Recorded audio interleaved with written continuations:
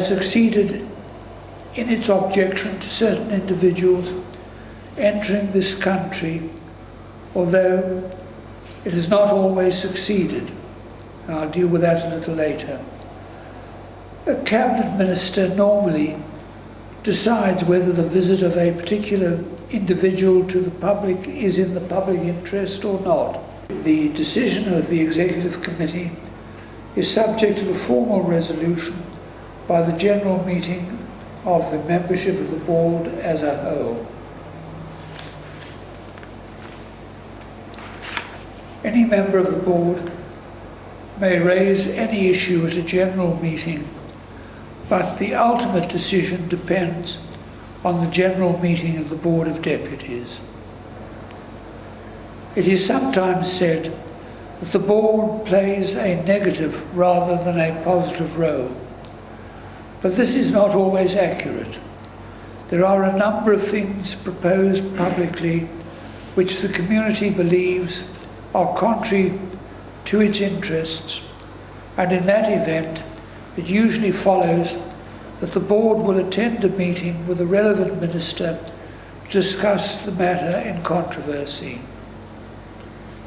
As I say, the board meets 9 times a year. In addition, one session of the board each year is held in a different region outside London. The region is varied each year so far as possible. Regional committees meet collectively in the course of the year and raise any matter that they have particular concern about with the president of the board or with the executive committee or with the general meeting of the Board of Deputies. Although the headquarters of the board is in London, as president of the Board of Deputies, I visited as many communities as I could, both in London and in the provinces. This was to show that the board was not just a London-based organisation, that it spoke for all deputies and the Jewish community throughout the country. In my capacity as president of the board, I had the honour of meeting the Queen on several occasions. She was always very friendly and very caring. On one occasion I was invited to a royal banquet at Buckingham Palace, where the visitor was the then President of Israel, Ezer Weizmann. On another occasion, at St. James's Palace, I was invited to a reception given by the Queen for the families of those who had managed to escape the Nazi horror of being herded into concentration camps. The Queen listened to their complaints very sympathetically. Most recently, I joined the other ex-presidents as representatives of the Board of Deputies at a function to celebrate the Queen's Diamond Jubilee with a number of other organisations in public life, including the Church of England, the Catholic Church, and a number of other organisations, and we paid homage to the Queen at a very impressive ceremony and repeated our allegiance to the Crown and country. Prince Philip was present on all those occasions. He was always very hospitable to the Jewish community and visited Israel on the occasion that his late mother, Princess Alice of Greece, was inscribed in the lists of righteous Gentiles at Yad Vashem, Israel's museum to Jewish victims murdered by the Nazis.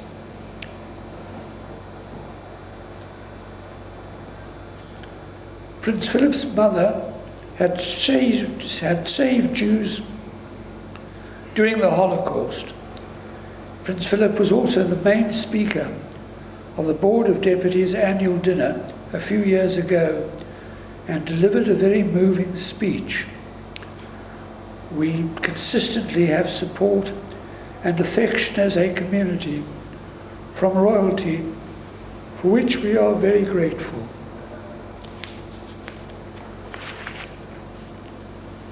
I also visited European communities, and communities in Australia, in Sydney and in Melbourne, and in South Africa, in Durban, Johannesburg and Cape Town.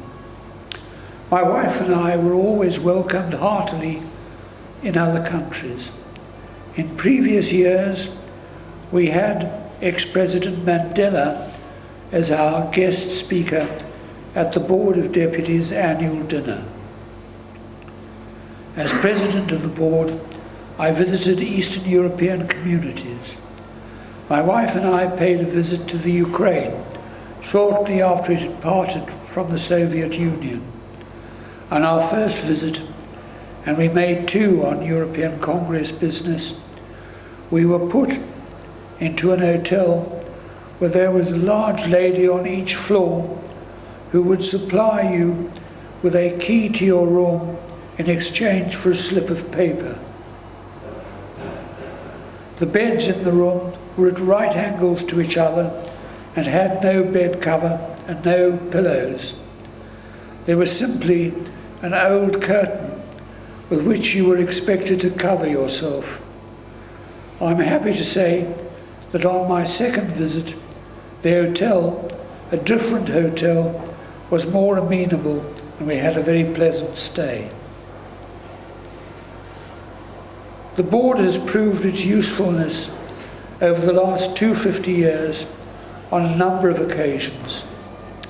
It is, as I say, the only national body for the Jewish community on all matters which affect the Jewish community, and such matters are discussed with the Board of Deputies together with appropriate cabinet minister or ministers. The board deals regularly with the universities. The board deals regularly with the issue of Jewish students at universities and further educational institutions.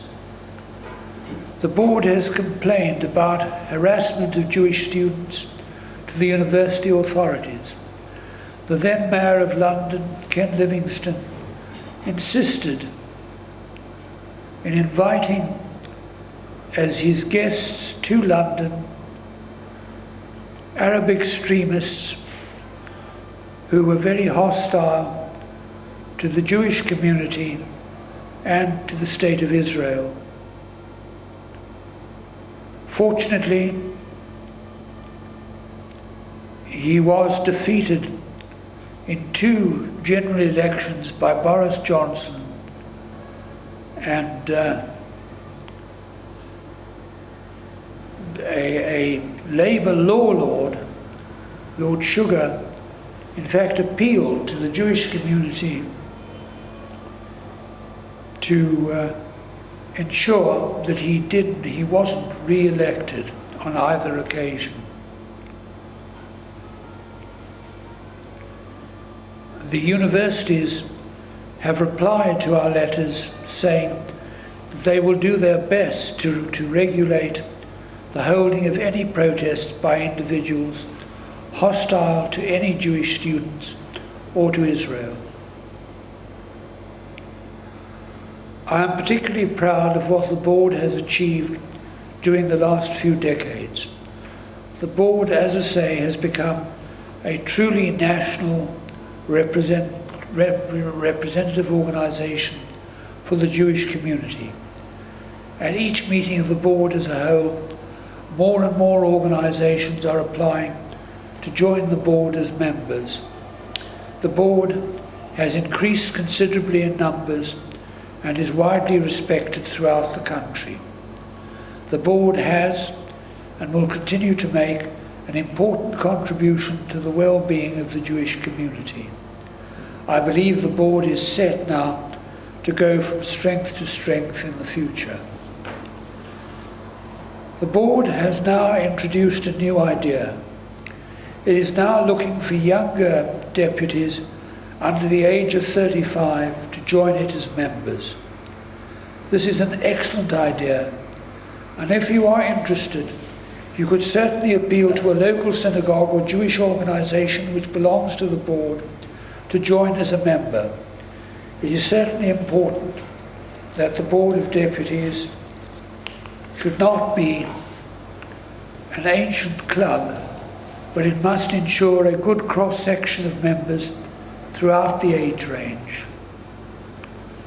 All in all, the board has a wide and varied range of interests that would appeal to a number of younger people, and you should seriously consider becoming a part of the board and deciding what role you can play in maintaining and improving the board in all matters that may affect the rights and liberties of the Jewish community in this country and overseas. Can I finally express a few concluding thoughts? The history of the law during the past centuries teaches us one uniform lesson: that the regimes which have received and in any way dealt fairly and mercifully with the Jew have prospered. And the regimes that have tortured and oppressed him have written out their own curse. A few quotations will amply prove this point. Lord Macaulay in 1833 said, "In the infancy of civilization, when our island was as savage as New Guinea, when letters and arts were still unknown in Athens, when scarcely a thatched hut stood on what was afterwards the site of Rome, this condemned people had their fenced cities and cedar palaces, their splendid temple, their fleets of merchant ships, their schools of sacred learning, their great statesmen and soldiers, their natural philosophers, their historians and their poets.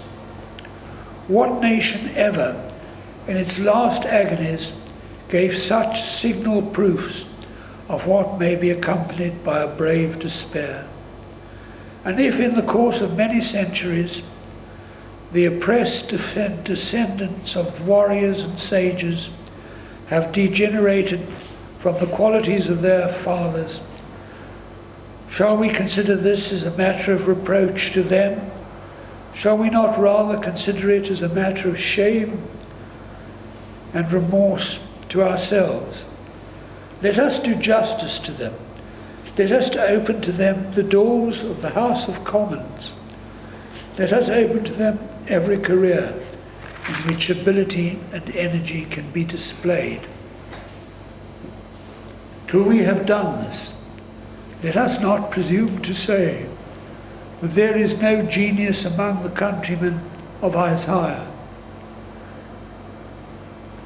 no heroism amongst the descendants of the Maccabees. And the great writer Mark Twain said this in 1898: "The Jew has made a marvelous fight in this world in all ages, and has done it with his hands tied behind his back. The Egyptian, the Babylonian, and the Persian rose, filled the planet with sound and splendor, and then faded to dream stuff and passed away. The Greeks and the Romans followed and made a vast noise, and they are gone. Other peoples have sprung up and held their torch high for a time, but it burnt out, and they sit in twilight now, or have vanished. The Jew saw them, beat them all,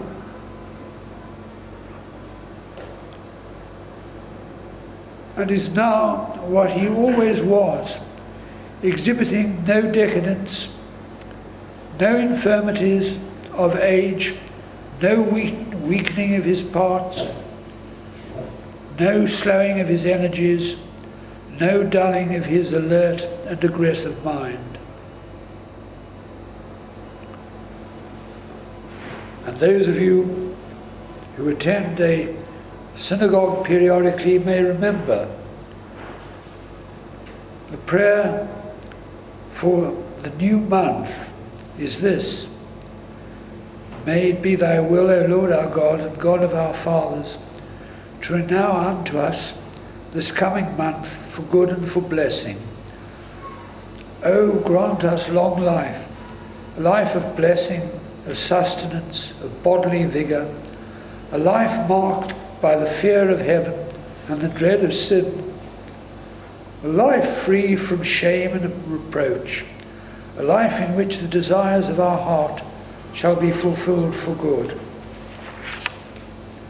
May the Holy One, blessed be He, renew it unto us and unto all His people, the house of Israel, for life and peace, for gladness and joy, for salvation and consolation. And then a former very distinguished chief rabbi, J.H. Hurst, said this in 1917: Jerusalem, the hearth of pure religion, the home of prophecy, the sacred fountain of the Word of God, is the very ambience of the death of deathlessness, of the Spirit. With its 4,000 years of history, it is coeval with the Jew, and is as unique among cities as is Israel among the nations. Like the Jew,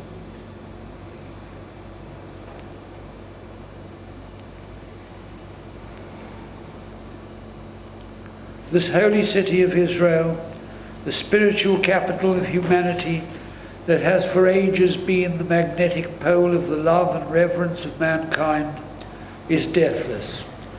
Fire and sword and all that the engines of destruction have been hurled against it in vain. A score of conquerors have held it as their choicest pride. More than a dozen times it has been utterly destroyed. The Babylonians burnt it and deported its population. The Romans slew 1 million of its inhabitants, razed it to the ground, passed ploughshares over it, and strewed its furrows with salt. Hadrian banished its very name from the lips of men, changed it to Aelia Capitolina, and prohibited any Jew from entering the precinct on pain of death. Persians and Arabs, barbarians and crusaders and Turks took it and retook it, savaged it and burnt it. Yet marvellous to relate, it ever arises from the ashes to renewed life and glory. A new future with undreamed of possibilities opens before this eternal city of the eternal people. But in the future, as in the past, it will proclaim the prophetic teaching of Hanukkah, not by might, nor by power, but by my Spirit, saith the Lord of hosts. In Deuteronomy, these words appear: For this commandment which I command you this day is not too hard for you, neither is it far off. It is not in heaven that you should say, Who shall go up for us to heaven and bring it unto us, and make us to heed it, that we may do it? Neither is it beyond the sea that you should say, Who should go over the sea for us, and bring it unto us, and make us to hear it, that we may do it? But the word is very near to you, in your mouth and in your heart, that you may do it. And finally, the prophet Micah said, It has been told you, O man, what is good and what the Lord requires of you, only to do justly to love mercy, and to walk humbly with your God. And then the ethics of the Fathers say, it is not incumbent upon you to complete the work, but neither are you free to desist from it. This applies to each and every one of us.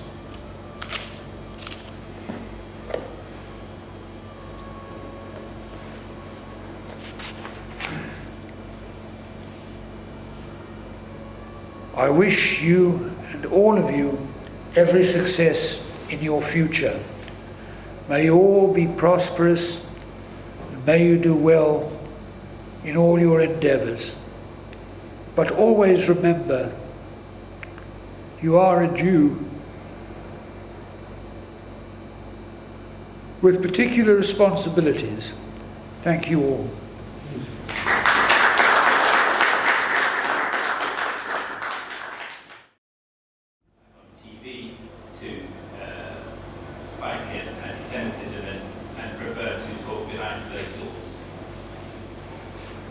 No, I don't think that's right, at least nowadays.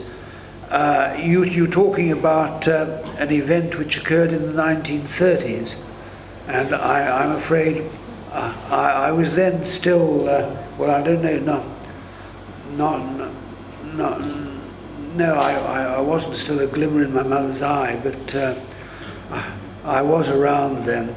But I don't know what would have actuated the minds of the Board of Deputies in those days.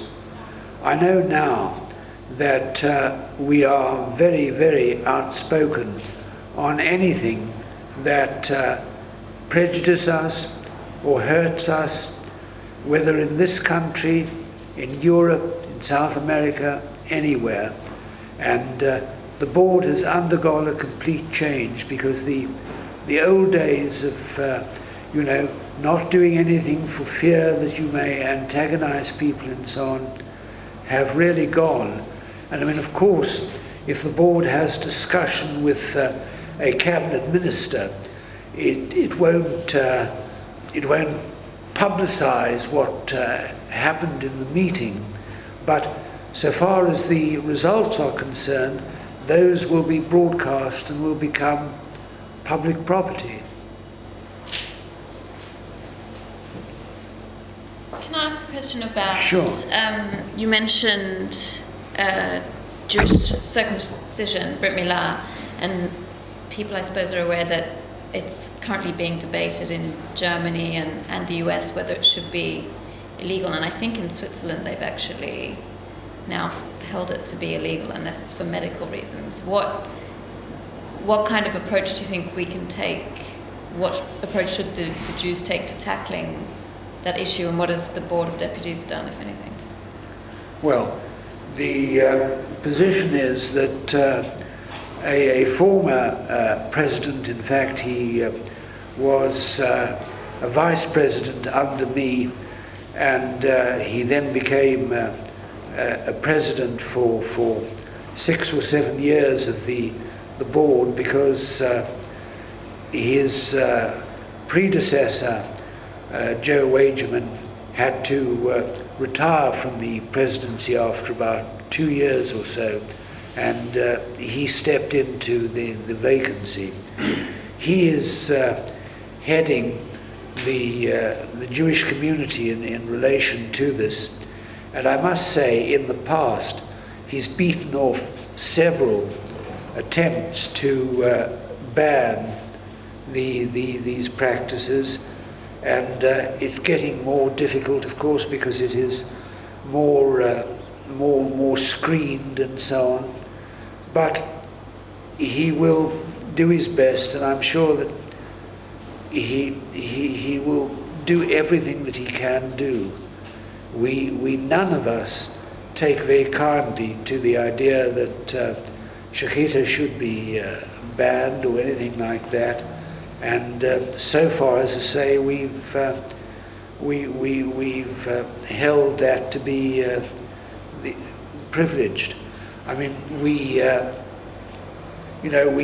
we don't know whether this country is going to continue to be part of Europe or whether it's going to withdraw or whether it's going to have a sort of loose association with Europe. But I'm pretty confident that in this country, whatever they may decide in Europe or anywhere else, shikita will not be banned for the foreseeable future. Do you think there's enough protection sort of in a legal framework that we have to protect Jews and other minorities from that sort of practice or from that sort of change? The legislation is not very, very good because, it was passed, I think, in 1956, and when the chief rabbi was Jakubowicz. And what it basically says is, as an exception to these rules which allow, slaughter only after the animal has been rendered unconscious, it goes on to say, however, Jews may, slaughter animals in accordance with Jewish practice and custom. And that was and is sufficient for the moment, but it's not written in a way which ensures that it can be repealed only with great difficulty. So we will have to fight this periodically, and we have the will to do so. I mean, it's tiring to have to do it all the time, but we will do it. Yeah, you had a distinguished career. Did you encounter any problems being Jewish and succeed as far as you've done within the high echelons of the British establishment? And the second part of my question is a curious one, because as many Israelis living in London, there's never been as many Israelis living in London. I've noticed many are studying law, and it's just a question about, for any Israelis wanting to work in England, what are the pitfalls for any sort of young aspiring Israeli lawyers? And, especially the transition between Israeli culture and coming to study law here. So it's a two-part question. Yeah. Well, dealing with your first question, I mean, I was a member of the English bar since 1970, and I can only say that when I came to the bar, there were rumours about various practices being followed by various chambers which were anti-Jewish. I never experienced it at all, and if I had done so, there would have been an enormous outcry about it. But I think that anti-Semitism now has gone from the bar, if it ever was there, as a way of dealing with things. There are Jews in a number of sets of chambers, and I've never heard a complaint from any of them about anti-Semitism. So I can only think that is a good sign, and that is now at any rate, the new bar philosophy, even if there were chambers in the past which infringed that rule. So far as Israelis are concerned, they of course have to apply with the laws of this country so far as getting here is concerned, and so far as staying here is concerned. But again, I mean, I've never heard of any case of an Israeli who wanted to study law being denied the opportunity to do it. So I think that provided he satisfies the entry requirements to this country, and he obeys the law and behaves himself in this country,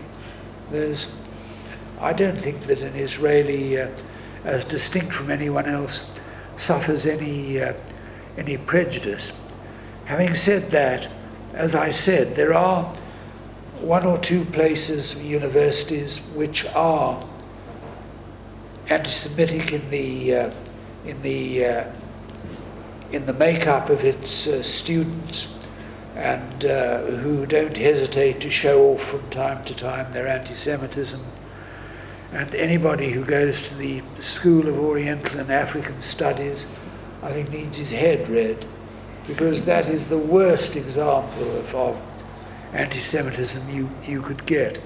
But the university authorities are doing what they can. It's not an easy job, and there are regular letters which are sent to them, and whenever there's an incident, and there was an incident recently, of course, with the Israeli ambassador, it's reported in the press, and everybody knows about it, but it's very difficult to change public attitudes. I think that they will eventually change, but we've just got to have the courage to go ahead and say, we will not be intimidated, nor will we allow you to prescribe what you think is right for us. We have a heritage which, as I say, goes back thousands of years, and the time when these people were running round naked. So, that's the position. The former head of my chambers, Derry Irvin, was undoubtedly a great QC, and he had, a lot of recognition from that. I think that a man who's just gone on to the House of Lords was a great QC for many years, and I think that there are, but without a list, it's impossible for me to say. What does it take to be a great QC? You've got to work extremely hard. You've got to be very good. You've got to know the law. You've got to have the facts, and you've got to have a very pleasant manner of imparting them to the court. If you have all those many qualities, then you are a star, and you will go very far. Are you thinking of career change? Yes. You go ahead. You hear that being a barrister is very competitive. Yes. Compared to being a solicitor. Did you experience? No, I didn't say that compared with this. I think the solicitor's profession is equally very highly competitive. I mean, you only need to look at the top firms in the city to see how competitive they are and how difficult it is for a young person to get in there. You are very privileged if you are taken on as a solicitor by those firms. So they are very competitive, but they're competitive in a different way and in a different environment to the bar. My question was, what competition did you experience at the bar when you were starting out? Well, when you're talking about the years that I reluctantly did criminal work, normally you didn't have a barrister against you. Your opponent was really the bench, and you had to persuade them to listen. But apart from that, I think when I became a civil practitioner, I was up against all sorts of members of the bar. I mean, some were very good, some were pretty average, and some were lousy. A few were lousy. But, that's the way that it is. got a question over here from John, aspiring barrister. You briefly touched on in your talk that the bar is a profession that demands more of your time as you progress. Yes. Do you have any tips for marrying up and increasing professional demands with having a healthy family and background? Well, I should really address that to my wife. But no, I mean, look, as you go on, the work becomes more numerous and it becomes more difficult because you're more senior and you're expected to cope with it. And the answer is that you just have to work all hours to do it. And I don't know any successful silk who doesn't work into the early hours of the morning, or go to sleep at 8 o'clock and wake up at 3 or 4 o'clock and start work then. You just have to cope with the volume of work. It's not an easy profession at all. It's a very demanding profession, but there are hundreds of people who do it. Maybe one more question. Well, I've got one more question. What was the most interesting or important case that you worked on as a barrister? Well, I did several cases in the House of Lords, some of which I won, some of which I didn't. But I would say that the House of Lords is a tribunal which is quite exceptional because it's got 5 judges.